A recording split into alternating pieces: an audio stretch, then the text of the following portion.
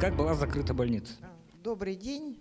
Да, вот Капитолина Капитоновна рассказывала про книгу, и вот сидишь, слушаешь, я ваши все очерки читаю, и всегда во время работы некогда, а потом сижу, думаю, вот очередной очерк, вечером домой приду, почитаю, прямо жду с нетерпением, когда освобожусь. Спасибо вам большое за ваше эссе.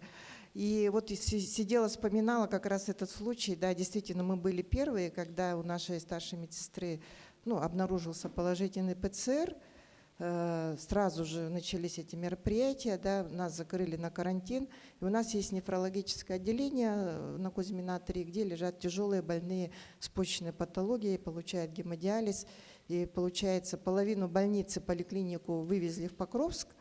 Администрация, мы получилось так, что мы с ними не контактировали, поэтому мы остались на дому в карантине, нас посадили дома, нефрологию вместе с персоналом закрыли прямо в нефрологии. И вот тогда Арсений Сергеевич принял решение провести прямой эфир в ВКС.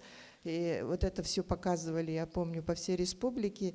Мы подключились, это была поддержка именно нашего медицинского персонала, потому что все были в таком состоянии, непонятно, очень страшно было, как это дальше будет, да, пойдет ли это ковид на пациентов наших нефрологических, которые и так в ослабленном состоянии находятся. И персонал 14 дней находился Но к нашему счастью, у нашей старшей медсестры это была техническая ошибка. Потом этот случай уже не подтвердился, буквально где-то 3-4 дня мы были в таком положении.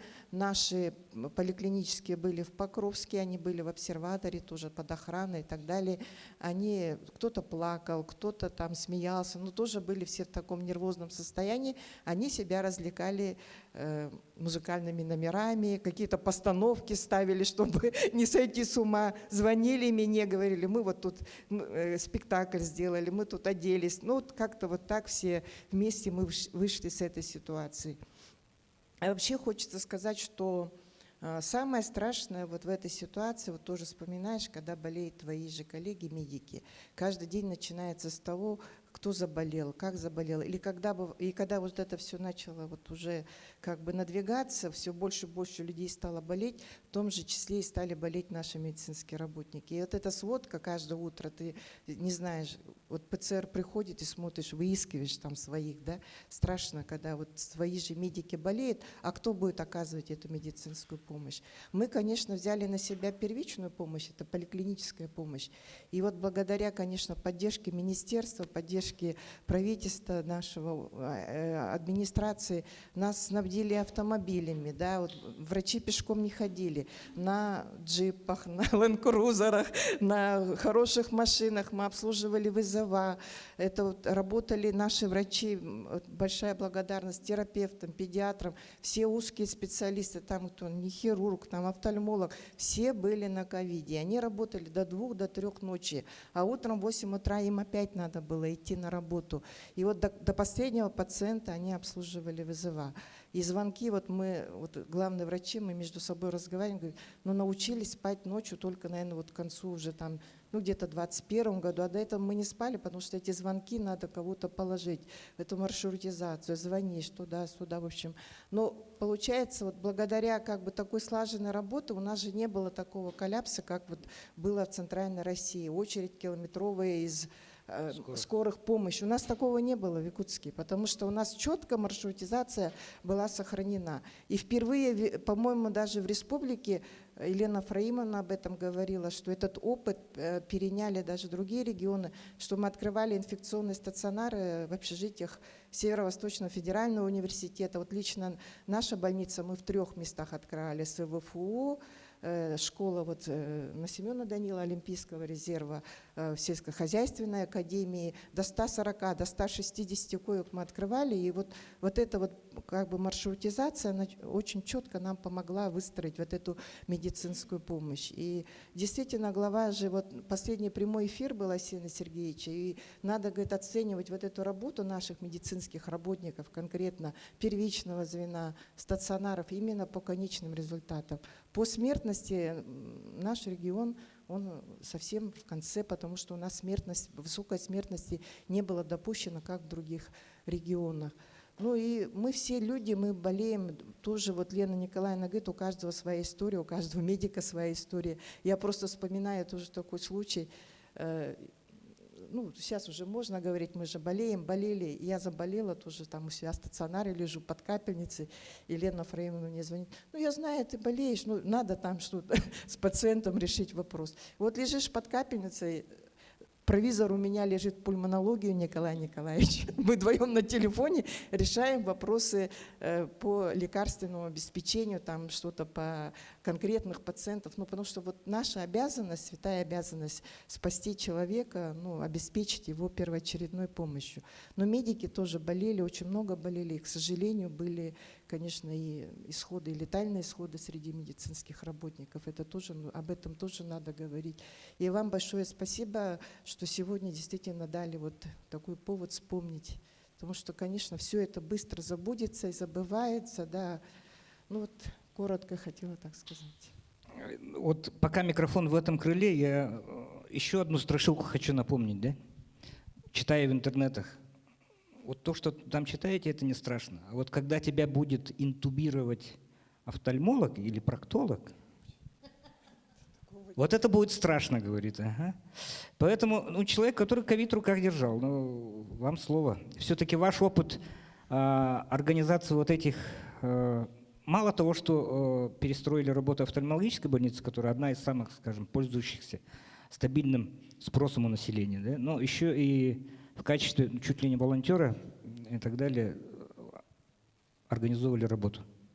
Ну, если вкратце вспомнить ту историю, когда мы организовывали стационар на Губина 5, то это произошло все в течение суток. Значит, было принято решение руководством правительства о том, что количество пациентов растет, размещать некуда, и вспышка в Северо-Восточном федеральном университете среди иностранных студентов дала дополнительный толчок к этому событию. 7 мая мы уже развернули первые койки, и на первых автобусах стали поступать иностранные студенты. Мы думали, что иностранные студенты это будет сложно, потому что в основном они все говорили на английском языке. Работать тогда особо никто не хотел, все боялись. На все здание было всего 3 врача, 3 медсестры и 2 санитарки. На все 7-этажное здание, потому что опасения были по поводу того, что заболеют, умрут, и особого рвения к работе не было. Когда руководством страны, президентом и руководством нашей республики были приняты решения о дополнительных выплатах, тут выстроился очередь из желающих поработать, при этом люди не имели соответствующего ни образования, ни понимания, куда идут. И нам удалось все-таки собрать команду из многих лечебных учреждений, в основном из медцентра города Якутска. И первых студентов мы начали выписывать уже где-то в 20-х числах мая с выздоровлением.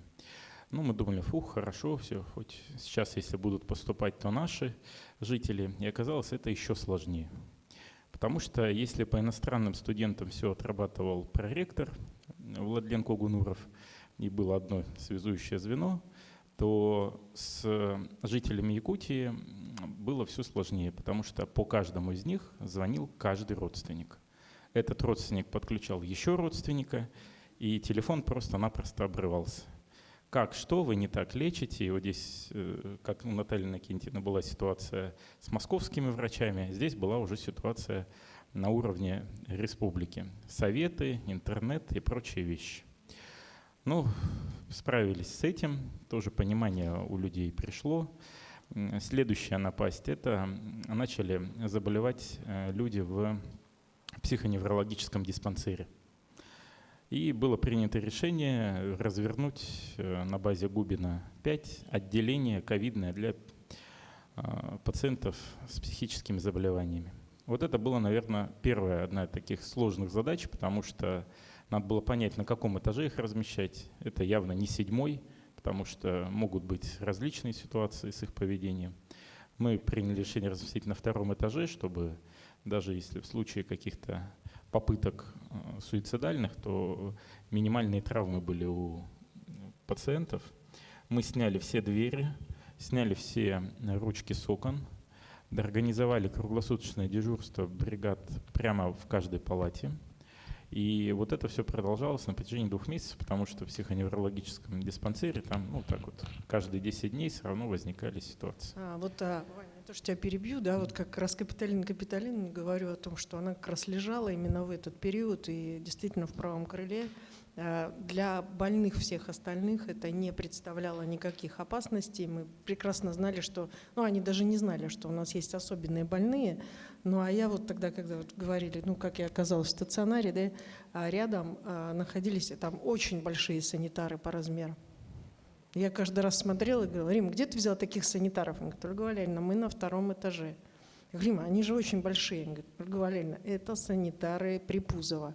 То есть больницы не назывались по фамилии, да? Больница Эверстова, больница Припузова, и сразу было понятно. Ольга Валерьевна, все правильно. Это тоже была очень сложная задача. Спасибо, Вань. Ага. И благо там ситуаций никаких не произошло, за исключением одного товарища, который побежал. Вот мы его поймали возле магазина, вот, вернули на место. В общем, не добежал туда, куда хотел.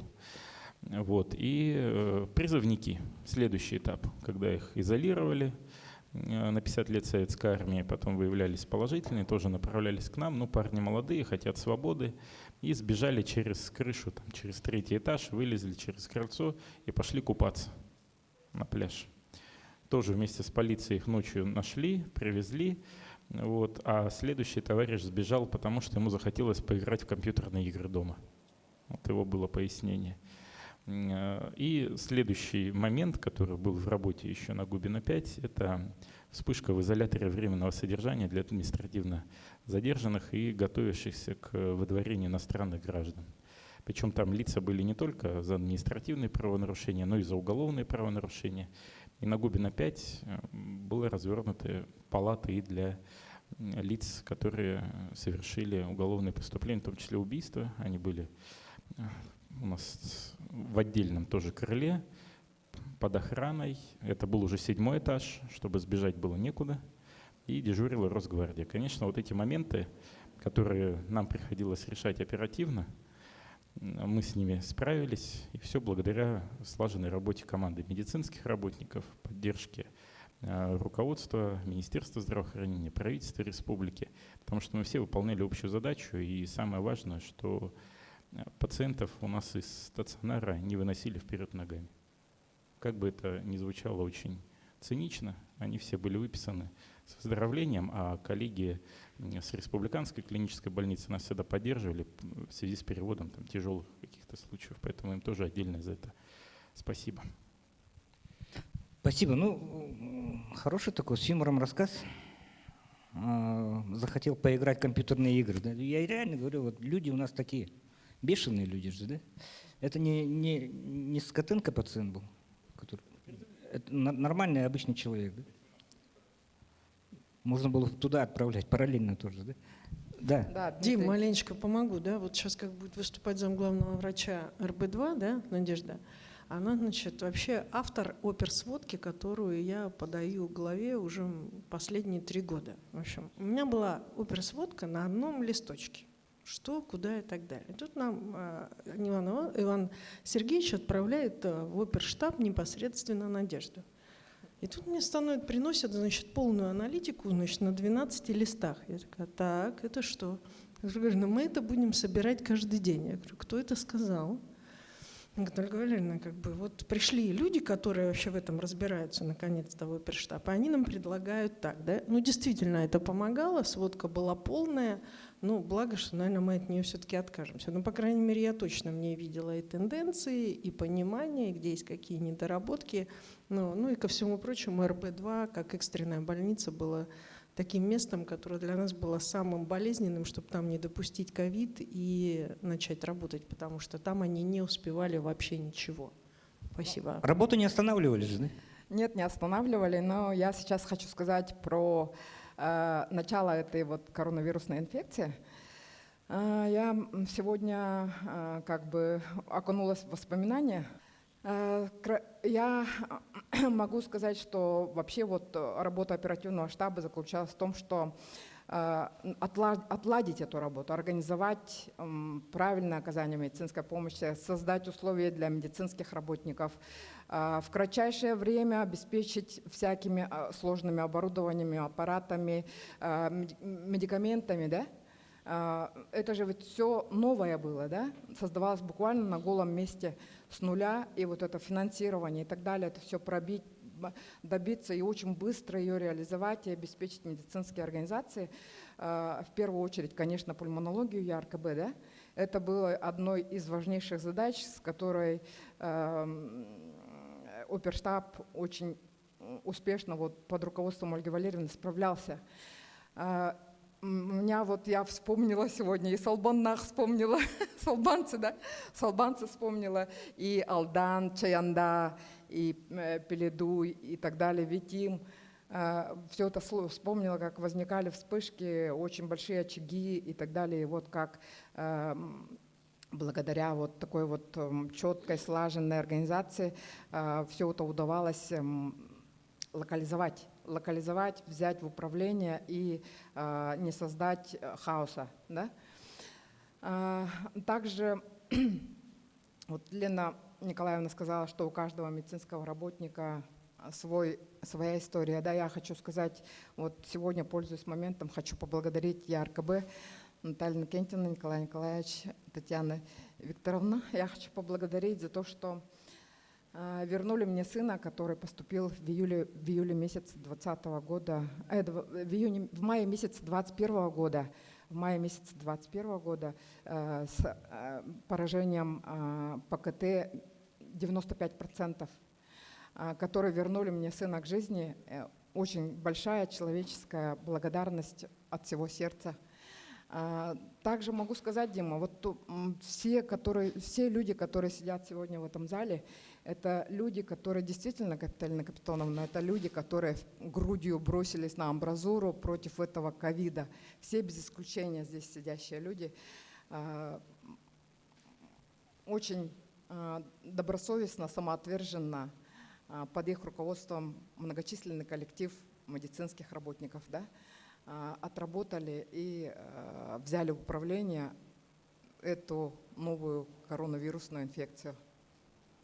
Про переломный момент скажу, да? Да, конечно. Ну, вот про переломный момент я хочу сказать. Вот Ольга Валерьевна правильно говорит, что вот аналитика была очень такая серьезная. Докладывали главе республики Арсению Сергеевичу. И Арсений Сергеевич вышел на нас, сделал ВКС именно с главными врачами городских поликлиник. Вот прямое было включение.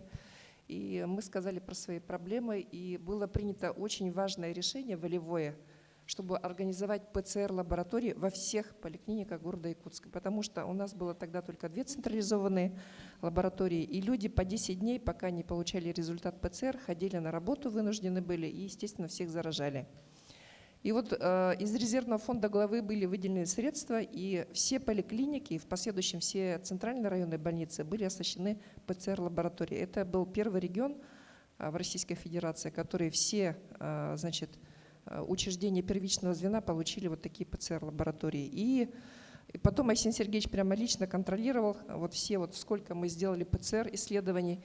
Как-то сижу вечером в субботу, и он мне в 10 пишет: почему у тебя только там столько-то исследований? Я так смотрю на Арсения Сергеевича. Я говорю: да, потому что вот сегодня у нас там такая-то была. Ну хорошо. То есть он вообще очень сам активно вникал во все наши проблемы. И вот по финансированию коллеги говорят, потому что медицина — это очень затратная вообще отрасль вообще хозяйства народного, потому что без денег не будет лекарственных препаратов, без денег не будет расходных материалов. Без денег не будет СИЗов. СИЗы — это тоже денег стоит, того же транспорта, того же бензина, той же зарплаты. Поэтому я еще раз хочу поблагодарить именно вот руководство нашей республики, которое не стояло в стороне там, и не просто не собирало сводку, а очень активно участвовало во главе с Арсением Сергеевичем. Ольга Валерьевна, министры, вот Лена Фреймовна, Лена Николаевна. Это все очень большая работа именно всей команды. Спасибо. Люди, да, вы все на одном языке говорите, на одном дыхании, потому что вы медики. А я вот отражаю мнение населения. Вот я смотрела, люди думают, что оперштаб – это Балабкина каждое утро выходит, причесавшись, и говорит, сколько человек заболело, сколько умерло и вообще что будет. Да? Думали, это все. А дальше она пошла домой чай пить. Все так думали, это я вам точно говорю. А я вот лежала на диване у себя, значит, на даче и переживала. Койки все ограничены, все для города, допустим, да, а полгорода заболели. Куда должны они этих больных девать? А потом я начала переживать, вот врачи же люди, они заболеют, а кто нас будет лечить? А кто нам будет уколы ставить, кто нам будет диагнозы делать? И вот я об этом тоже пишу, что, ребята, идите вакцинируйтесь, потому что ваше здоровье в ваших руках. Дальше, вот то, что надо говорить про работу оперштаба, все-таки что они делали. А я думала, КТ-аппаратов же не хватает, где они? Поэтому были очереди. Поэтому ПЦР долго ждали, потому что это все надо было обеспечить, это все надо было заказать и привезти. Я об этом тоже пишу. А я, получается, что как будто бы я присутствовала на ваших заседаниях оперштабов. На самом деле люди должны это знать, и об этом вы должны говорить. И я думаю, что вот каждый главный врач, каждый организатор здравоохранения об этом должен напоминать, потому что люди быстро забывают, особенно хорошие. Поэтому вот надо помнить и надо об этом говорить. Да, вот капитан Климовна, когда начала говорить, да, я вот сейчас сразу вспомнила, что у главы было такое выражение, да, он говорит, я, говорит, по вашим вспышкам и вообще вот по движению ковида определяю, потому заходите вы за деньгами или не заходите. Я говорю, ну мы за деньгами всегда заходим, Александр Сергеевич, нам здесь того не хватает. Он говорит, ну что у вас опять не хватает, Николай Николаевич? Я говорю, так а вы что хотите от Николая Николаевича? У Николая Николаевича самый большой объем вообще всех больных. Конечно, ему будет не хватать. Значит, вот Николай Николаевич в первую очередь, да? И глава говорил такую фразу, есть такое лекарство, вы его называете, потом стали называть новое название Актерма, а первое название был Тоцилизумаб. И вот однажды Елена Фраимовна выходит и говорит, подписал деньги на Актерму. Я говорю, хорошо, а что еще сказал? Ну, смотрю, что что-то еще сказал, потому что она такая веселая зашла. Он говорит, я забыл название Тоцилизумаб, значит, было все хорошо? Да. Поэтому вот когда он забывал это название, было попроще. А на самом деле финансовая служба под руководством Елены Фраимовны, Романа Александровича Савина, где уж они доставали эти таблетки, где они доставали ИВЛ, ПЦР и все остальное, мне неизвестно, но старались, насколько смогли. Может, кому-то что-то не хватало, насколько смогли, старались. Николай Николаевич, вас приберегают для очень серьезного блока, да? Очень серьезного. Не смейтесь. Потому что, Лариса Афанасьевна, вы пациент, да? Вы переболели сами. И есть еще нюанс. Я очень благодарна Капиталине Капитоновне, что все-таки вот эту проблему она подняла, рассказав в своей книге, да, в том числе вот я написала свои переживания, видения, да. И на самом деле вот все, что происходит в нашей жизни, это остается в истории, а поколение должно знать. Вот сейчас вот я услышала, что переживала наша медицинская общественность, наше руководство республики. Это настолько, вы знаете, мне вот как больному пациенту это я ощущала, потому что везде была забота. И знаете, настолько было все оперативно, настолько была налажена работа. Я вот прямо в своей статье отметила, что я попала в какой-то космический центр, где люди в масках работали как роботы и выполняли четко свои функции, молча, без никаких лишних слов. И вот таким образом я, конечно, была в очень тяжелом состоянии, а до этого я потеряла своих двоих родных. Поэтому я, когда поступала, сказали мне, что я перевожусь в реанимацию, я сказала, я ИВЛ не буду получать, потому что от ИВЛ умерли мои родные. Мне так казалось. Ага. Ну вот как Капиталина Капитоновна говорит, как что народ говорит, мы же все слышим и тоже вот делаем какие-то выводы, да.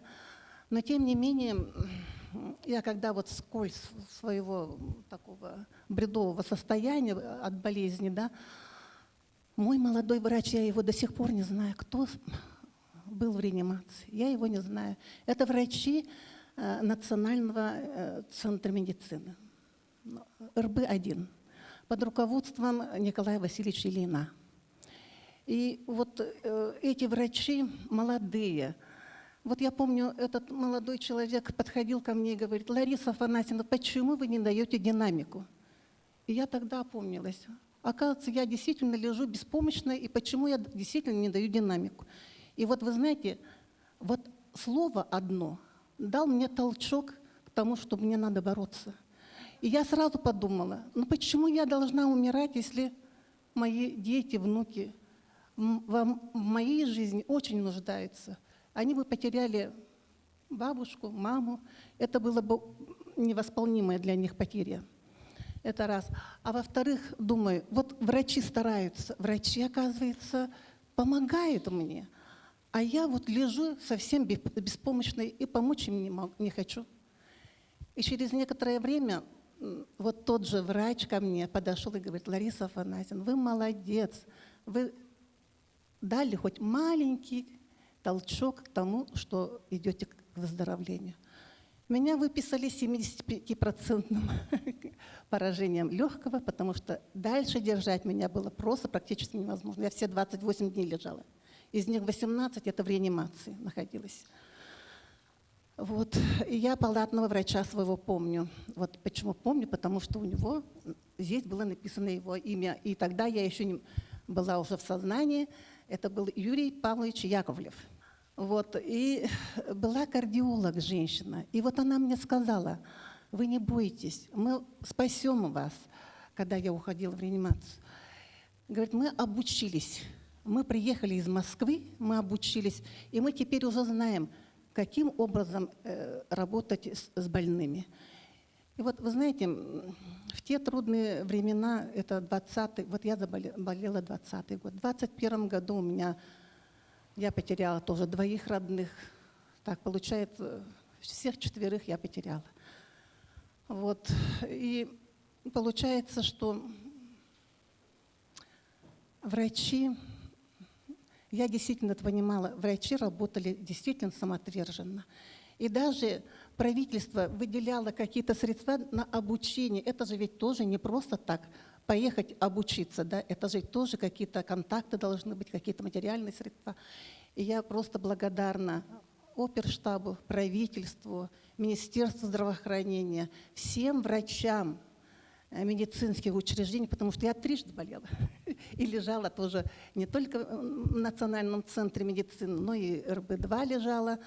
И везде четкая работа. Меня это просто, вы знаете, человеку, который бессилен, нуждается в помощи врачей. Я была уверена, что они мне помогут.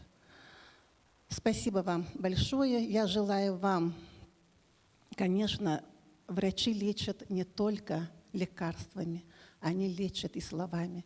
Также и вот эти слова, которые нашлись у моих врачей в поддержку меня, дали толчок, что я выздоровела. Ну, конечно, коронавирус имеет очень плохие последствия. С этим последствием я до сих пор борюсь на самом деле. Я хотела бы, чтобы наши врачи имели достойные условия работы, потому что действительно очень стрессовая работа. Я считаю, что каждый врач, наверное, переживает за каждого больного. Мой врач это точно переживал за меня. И он просто душу отдавал в меня с тем, чтобы я выздоровела. Поэтому вот этим святым людям, белым, я их называю ангелами в белых халатах, я вам преклоняюсь и говорю огромное спасибо, что дали мне жизнь и дали поддержку моей семье. Мою семью не оставили без мамы и без бабушки. Всего вам хорошего. Спасибо, Лариса Афанасьевна. Вот есть еще одна сторона, которую мало кто знает. Вообще, да, как бы, ну, есть, предположим, ЕРКБ. Ну, я всегда говорю, это же базовое учреждение, на 3-м этаже у них там Пентагон называется, да, они оттуда выходили на все, значит, ТМК, на ТМК они выходили как с районами, так и с Москвой. Почему вот мы одни из первых начали обучаться в Москве, почему специалисты РБ-1 так и сказали, не переживайте, мы уже как бы не просто сами, да, мы еще и обучились. Но у нас еще была одна очень уникальная поликлиника первого уровня, да, ну, вот я его называю первичного звена, которым руководила Светлана Давыдова. Это была та поликлиника, за которую я не переживала вообще. Знаете почему? Потому что Борисова говорила: успокойся, Ольга Валерьевна, она знает больше, чем мы с тобой. И все инновационные вещи начинала Светлана Николаевна. Начиная от, значит, там, сбоку КТ, работы в ночное время. Так, Света, да? Да. Значит, амбулаторное, то вот, что запрещало, значит, что такое самая маленькая амбулатория, первое амбулаторное лечение, это 5-я поликлиника и ГБ-3. Светлана Николаевна шла на амбразуру.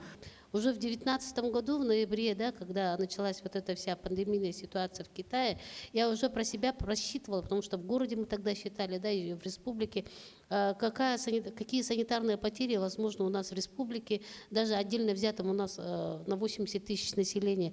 Я примерно подсчитала, что если вот эта распространенность пойдет, у нас в день будет где-то 800 санитарных обращений, то есть 800 вызовов, 800 обращений. Но все ожидания мои были превзойдены. У нас были обращения до 2500 обращений в день. А наш колл-центр в нашей больнице, она принимала до 16 тысяч звонков в день. Это 16 тысяч звонков, это где-то обработанных 7 тысяч звонков, и которые принятые вызова, это 2500. В нормальной жизни на сегодняшний день, я считаю, что это нормальная жизнь, у нас получалось это буквально 2 недели наших вызовной работы. 2 недели вызовной работы мы делали за 1 день. А для того, чтобы выполнить все эти 2500 вызовов, нам нужно было порядка 70-80 автомашин. Это считайте, что 160 бригад. Это считайте, что такое-то количество пробирок, СИЗов и так далее и тому подобное. Но, понимаете, вот сейчас вот мои коллеги Алевтина Васильевна, Светлана Афанасьевна говорят, первичка – это было нечто, потому что мы сперва ходили ногами, ну, как бы на коленях, потому что нормально все. Потом нам говорят в июне месяце Давыдова, в апреле мне открыли: Давыдова, открывай КТ. Ну, Давыдова открывает, потому что КТ, я уже эпидемиолог, понимаю, что с отдельно входящим входом нужно здание. Конечно, у нас есть. Открываем, формируем, как можем, все сделали. Потом в июне месяце мне звонят и говорят: Давыдова, открывай стационар, потому что уже ложить некуда. Я говорю: а у Луцкана что-то? Луцкан говорит: все, перегруженный, тебе надо открываться вот здесь вот на этом СФУ. За 2 дня мы из общежития, 9-этажного общежития СФУ сделали ковидный центр, ковидный стационар, инфекционный стационар. Я не сомневалась в способности медиков, то, что мы можем такие вещи делать, да, но я не верила, скорее всего, в способности СФУ, которые быстро выйдут оттуда.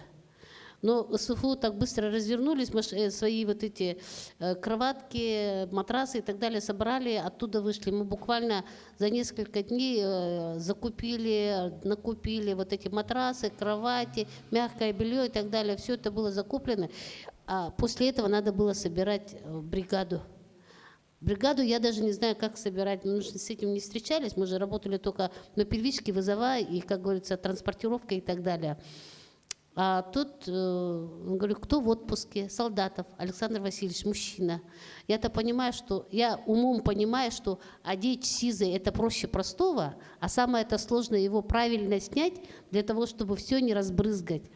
И тут уже как бы молодых докторов берем, да, и молодых докторов туда, как говорится, в красную зону. Особо желающих, как говорится, не было, как Ольга Валерьевна, вы говорите, да, и все мои коллеги, наверное, об этом знают. Желающих туда пойти не было. Но меня вот я сейчас очень хорошо понимаю, что те, кто прошел ковид, Это люди, которые прошли огонь, огонь, воды и медные трубы, потому что они очень хорошо понимают, как с этим жить, потому что им приходилось первое время, когда мы все боялись, они ушли из семей, да, они жили в гостиницах, они уходили, вообще они права не имели друг с другом чуть ли не разговаривать и так далее, и с собой друг с другом встречаться только, как говорится, в камуфляжной форме, да, вот в этих СИЗах. И, конечно, вот в период пандемии я встречалась, как принимала на работу молодых врачей, интернов, ординаторов, да, и вы знаете, я их помню только пол-лица. У меня столько знакомых появилось, которые я помню вот так вот. И я в маске, и когда они маску снимают, я их не узнавала просто-напросто. Вот в 22 году у меня несколько таких казусных моментов было, что я не узнавала людей без маски. Теперь, как говорится, все это пережили. Но еще хочу, вот у каждого своя история, как говорят, да, здесь. Я сама, как медик, очень многие не шли санитарами работать. Очень тяжело же санитарами работать в камуфляже, как говорится, со шваброй, с этим. И все вот это очень сложно, потому что надо ходить 4, 8, 6 часов вот в СИЗах, да. И вот у нас как бы начался дефицит санитаров. Заходили, и буквально через 2 дня все выходили и говорили, не будем работать. И вы знаете, вот я, наверное, очень плохая мать, но у меня дочка тогда училась на 1 курсе медицинского училища, колледжа. Я ей сказала, говорю, ты имеешь корочку санитара? Она говорит, да. Она мне гордо еще до этого показывала. Мама говорит, у меня есть корочка санитара. Она говорит, все, говорит, если у тебя корочка есть, идешь работать в красную зону. У нее были полбанки глаз, слезы на глазах, но то, что я приняла решение, и она была вынуждена это сделать, она пошла. И ей тогда сразу сказала, доча, ты не заболеешь, если ты правильно научишься раздеваться, снимать СИЗ. А если ты, говорю, правильно оденешься, в смысле оденешь все как положено, да, у тебя будет все нормально, а снимать ты должна очень аккуратно. Единственное, то, что я могла ей посоветовать. И когда она уходила на смену, я ее закрывала двери и за ней так крестила 3 раза. Я сама, как говорится, неверующая, но у меня тогда уже как бы появилось такое обязательно уходит она, я ей на этот раз не должна заразиться. И вот так вот я отправляла ребенка на смену. Все у меня. Я огромная благодарность всем нашим докторам, медсестрам, санитарам, которые работали в это тяжелое время с нами. И я очень глубоко благодарна, потому что, отправляя их на вызова, я понимала, что это чья-то мать, чья-то сестра. И я боялась того, что это может случиться с ними, они могут заболеть. Вот первые заболевшие для меня это были, честно сказать, очень сердечной травмой в моей жизни, потому что я переживала за их семьи, за детей, потому что, не дай Бог, они их заразят. Спасибо. На самом деле я очень рад тому обстоятельству, что приписан именно к 3-й поликлинике. Прямо живу возле 3-й поликлиники, 20 метров, да, и отлично знаю многих из персонала Светланы Николаевны. На самом деле, вот я как горожанин, как житель, как обыватель, как тоже, да, капитан, я очень благодарен именно врачам 3-й поликлиники, поскольку просто приписан к вам. Но теперь смотрите, вот Лариса Афанасьевна сказала, что у ней в семье 4 человека погибло, да, 4 человека. Мы с Ольгой Валерьевной в марте, когда разговаривали, Ольга Валерьевна мне на полном серьезе, абсолютно честно, глядя в глаза, сказала, у нас задача свести потери к минимуму. И я очень надеюсь, что никто не умрет. Надежды надеждами, но, скажем так, жизнь же располагает так. Но если вот так взглянуть, мы в числе российских регионов, скажем так, одни из лучших, да, именно по вот этой печальной статистике. А Россия по миру вообще стоит на передовых линиях. То есть если в США, в Британии и так далее там массовые смерти, массовые, Италии вот писали, что в интернетах читаешь, что в Италии происходило, так вообще ужасаешься. Неужели это тоже у нас происходит? Ольга Валерьевна, вы мне говорили про мобильный морг, да? Это очень печальная история. Да, это правда печальная история, потому что, даже заступая 5 лет назад на должность зампреда, который курирует здравоохранение, я хоронила своих родителей, порядка уже почти 20 лет назад, но через морг РБ-1. Обстоятельства так сложились. И то, в каком состоянии находился наш городской морг, у меня даже, несмотря на то, что я курировала здравоохранение, такого даже представления не было. Поэтому, конечно же, когда Лена Афраимовна сказала, покупаем, мне нужны деньги на это, на приобретение именно нового патологоанатомического отделения, у меня вначале был вопрос, ты уверена, что это первоочередные задачи? То есть сейчас вот у тебя не хватает СИЗов, банки Боброва, тут меня заставляют считать хохрен, да? А ты мне про морг говоришь. Она говорит, это действительно так, решение придется принимать. Первый раз я побоялась к главе заходить, для того, чтобы сказать, что мы прогнозируем это таким образом. Другого варианта мы не видим, потому что прогноз мы видели где-то, хоть многие нас и ругали, говорили, они спонтанно принимали какие-то решения, да, и так далее. Мы видели прогноз, понимали, как она идет, понимали, что идет нарастание, идет усиление, и поэтому оно было вовремя принято, это решение. Подумаешь, ругает меня Владислав Коротов. Здесь он находится, где тут ходил, снимал, что не отдаю я училище Олимпийского резерва, заняла его под стационар целый год. Не даю развиваться спорту Якутии. Не даю я развиваться спорту Якутии. Главное, чтобы Саргалана Васильевна у меня там держала стационар и лечила людей. И спортсменов многих они там вылечили. И, соответственно, привели им потом мы их в порядок, этот стационар. Нигде в других субъектах не занимали общежития под стационары. Мы себе мало представляли, что мы положим больных где-то не в условиях. С Натальей Иннокентьевной сколько разговаривали. Наталья Иннокентьевна, что у вас? У меня все, Ольга Валерьевна. Наталья Иннокентьевна, только не в коридор. Что-то скрывали. Когда клали в коридор, что-то не скрывали, но все равно это было редко, правда же? Старались в любом случае. Ругаются. Ничего, главное сохранить людей. Это и делали. Вот у вас совещание сегодня было, с участием военкомов и так далее. Да? Мы год с лишним уже находимся в реалиях,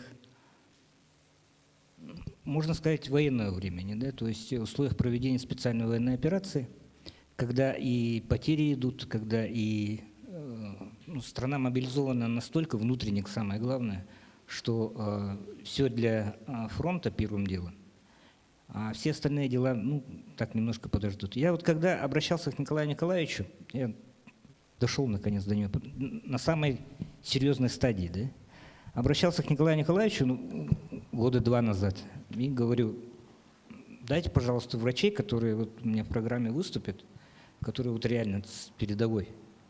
Николай Николаевич дал Татьяну Николаевну и еще кого-то, да? Но эти все... У нас, смотрите, какие имена. Артур Пахомов, да? У нас Харасхал писатель. У нас Виктор Михайлович Данилов, философ. У нас имена, цвет нации, он из-за пожилого возраста, из-за каких-то сопутствующих заболеваний и так далее. Мы все здесь счастливчики, потому что выжили. Мало ли у кого какие болячки, сердце больное и так далее, и так далее. Шанс такой, Лариса Афанасьевна сказала, это очень такой, не знаю, лотерея, цена которому жизнь человека. Да? Николай Николаевич, наверное, ваши врачи первыми были мобилизованы на рельсы военного времени, потому что у нас остатки этой службы здравоохранения, они сохранились. В Англии есть служба здравоохранения, да, и в Советском Союзе была. В Англии она продолжает оставаться. Сейчас же мы, к сожалению, оказываем медицинские услуги. Но все-таки что-то живо, что-то есть, если такие девочки приходили ко мне на передачу. Николай Николаевич, об этом серьезном очень вопросе, потому что львиная доля этих потерь, львиная доля наших общих потерь, она приходилась именно на ваше учреждение. Добрый день, уважаемые коллеги, приглашенные. Ну, действительно, я как скажу, вот 2 года, 20, 21, 22 года, я считаю, как война. Потому что я помню дату отсчета, который как организатор здравоохранения должен обеспечить лечение больных COVID-19. Это 17 марта, нулевой пациент к нам поступил, 5-й корпус, с этого началась. Но мы заранее знали в том, что идет инфекция, очень серьезная, поэтому мы начали обучать в 2020 году врачей, медсестер, Роспотребнадзором, Министерством здравоохранения. И поэтому мы как-то более-менее подготовлены были. Год очень тяжелый был для коллектива. Но я хотел бы сказать о том, что Капиталина Капитина хочу поблагодарить. Действительно, мы, медик, очень скромный народ. Мы никогда нигде не говорим о своей работе, свои какие-то вот успехи, что-то вот делаем. Вот коронный вопрос, который даже вот мы хотим, 180-летию нашему юбилею, Ольга Валерьевна, мы хотим создать фильм, потому что мы работали в красной зоне, наш коллектив. Поэтому такого задания я поручил своим заместителям, и НВК Саха тоже с ними переговоры веду. Но здесь нужно финансирование, чтобы как-то вот все наши лечебные учреждения города, близлежащие, все участвуют в этом фильме. Не только Яркова, а все мы работаем. И первичное звено, как-то народ знал. Потому что, чтобы истории хранилище осталось национальной вещательной компании. Еще у меня просьба такая, Ольга Валерьевна, это, наверное, все наши медики поддержат. У нас нет в городе Якутска сквера для врачей. Сквер для учителей есть, поэтому создать сквер для врачей, и нам надо, вот как раз с коронавирусом, нам надо, в других регионах есть памятники, да, посвященные вот нашим врачам, которые действительно работают во время пандемии COVID-19. Почему нельзя? Можно, потому что примеров очень много, все работали, и наши будущее поколение знают о том, что действительно эти годы, сложные годы были в связи с распространением. И действительно это зависит от человека. Но я в 2021 году я потерял своих родных, умерла моя родная сестра и старший брат, ну, тоже COVID-19 исход. Сестра тоже онкобольная была, вот Татьяна Ивановна знает. И поэтому здесь не зависит от врачей как-то вот все, чтобы, ну, все мы стараемся, чтобы действительно, чтобы наши пациенты выздоровели. И наша больница, вот этот период 21-22 года прошло 16 598 пациентов. Это большое количество, которое излечено вот на наших стационарах. Это хороший показатель. И наши пациенты очень благодарны, нам пишут, с ними в контакте. И еще у нас вот региональный центр телемедицинская консультация до сих пор работает, и через них 8 тысяч телемедицинских консультаций главным институтом пульмонологии города Москвы, Санкт-Петербурга были.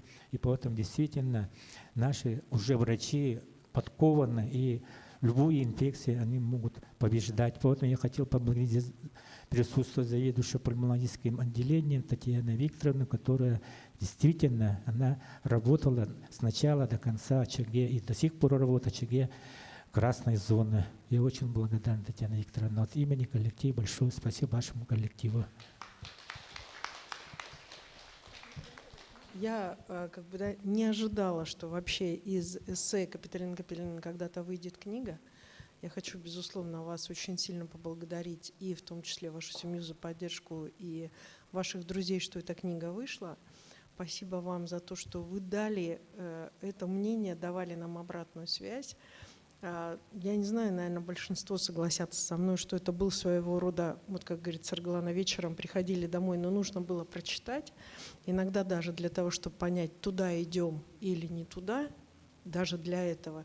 Ну и как глоток немножечко свежего воздуха, потому что иногда голова совсем пухла от тех проблем, которые есть. Безусловно, как бы вам спасибо большое за и ваши предложения, и за то, что вы, в общем-то, вот своим таким вот неравнодушным отношением к жизни даете возможность нам тоже себя почувствовать теми, кто с этой войны уже не вернулся прежними. А это правда. Спасибо.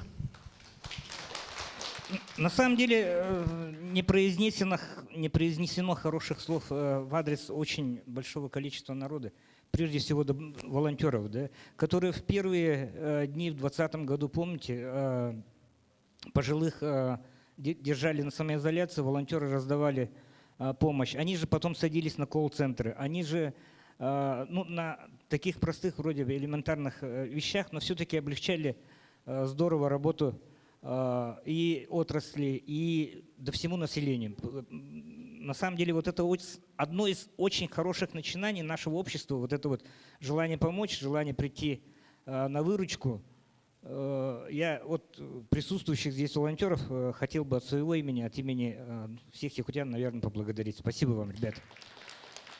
И хотелось бы поблагодарить еще тех сознательных людей, которые не говорили: о, вакцина это сейчас абсолютно не опробирована, там, не берите ни в коем случае там, и так далее.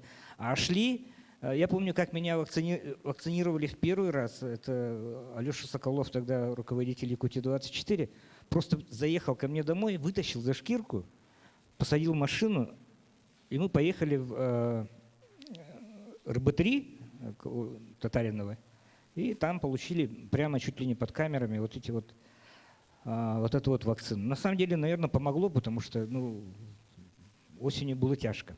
Было тяжко.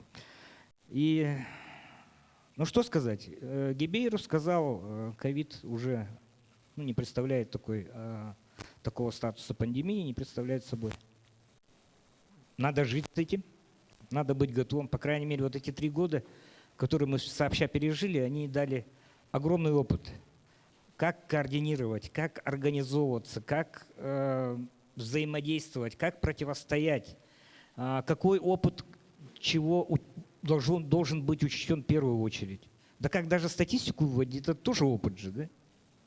Поэтому завершением пандемии, можно сказать. И я очень рад, что вот это хороший повод, 2, вернее, хороших повода, завершение пандемии и выход вот этой книги.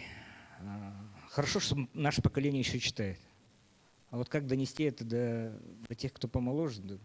Волонтеры, поможете донести до молодежи вот те вещи, которые… На самом деле там описаны очень хорошие вещи. И я абсолютно солидарен с переживаниями Капитолины Капитоновны, других даже авторов, которые, возможно, там присутствуют же тоже, там другие авторы тоже. Поэтому и огромное спасибо всем за участие. Уделили время, нашли возможность прийти, пообщаться на такую, на самом деле, касающуюся всех тем. И Николай Николаевич, как настоящий джентльмен, конечно. Уважаемая Капитолина Капитоновна, мы хотим поблагодарить медицинскую общественность, такую действительно нужную книгу презентации о врачах, которые работают в красной зоне. Мы желаем вам главное здоровья, счастья. И примите цветы от нас, медицинских работников всех.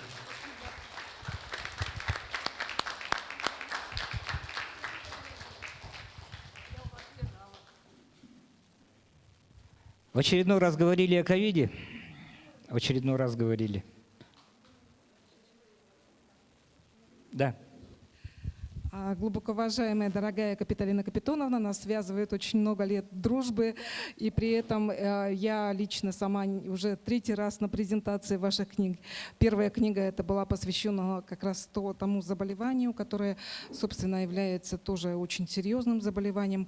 И мы тогда говорили о реабилитации, что действительно провал. Но это уже та сторона другая, где мы видим действительно наши недоработки, где те моменты, про которые вы первые стали говорить как раз о о человекоцентричности в тот момент, пациентоцентричности, чего, к сожалению, как бы на тот период мы, собственно, конечно, очень загруженные работой, какие-то вещи, возможно, не видим. Есть такое понятие, как зашоренность, но, возможно, и зашоренность. Но и, конечно, спасибо большое. Тогда, конечно, вы дали нам большую встряску. Мы тогда с той поры мы стали дружить очень серьезно и крепко. И, конечно, вот та книга, которая вышла буквально недавно, была тоже презентация, тоже все это очень здорово и в помощь нам, здравоохранению. И то, что касается коронного вопроса. Коронный вопрос — это очень действительно тот вопрос, который всех нас вот сегодня собрал, и сегодня наши коллеги, руководители сказали о своих... Обычно они как бы такие вещи не говорят, но на самом деле они здесь сегодня очень искренне и очень тепло от души, от сердца сказали то, что было на самом деле, потому что действительно это было достаточно сложно. Каждый руководитель, который, собственно, работал на тот период, и министр здравоохранения Лена Ефраимовна на судьбу министра, которого пришлось достаточно серьезный период, и то, как, собственно, выстояли, потому что на тот период я тоже была главным врачом онкодиспансера, то, как выстояли, как выдержали, это действительно нашим главным врачам, у которых за спиной не то что коллективы, их семьи, вот как раз, и, конечно же, наши пациенты. Да? Конечно, как они выстояли, это знают только они одни, а вообще, конечно, очень огромная благодарность нашему главе Айсену Сергеевичу, потому что Айсен Сергеевич, он очень многие вещи сделал просто как пионер.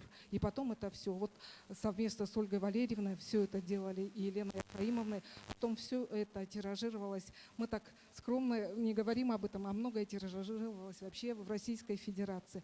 Огромное вам спасибо. А медики это всегда, почти полувоенные. Мы же всегда считаемся военными. Здесь присутствующие это точно все военнообязанные, все офицеры запаса. И, конечно, как медики, как военные, мы обычно никогда не теряем. Дано задание, мы все это делаем. Так что огромное спасибо.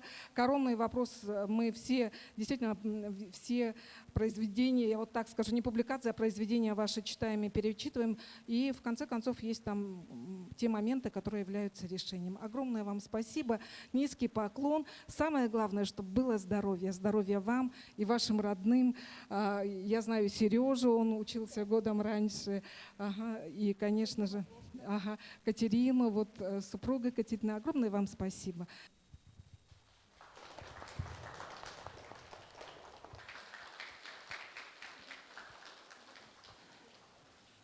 Спасибо, дорогие друзья. Еще раз говорю, мы собрались здесь, но мы должны помнить это. И еще раз ценить тот опыт, который мы сообща здесь все наработали. Это программа «Один из нас». Увидимся.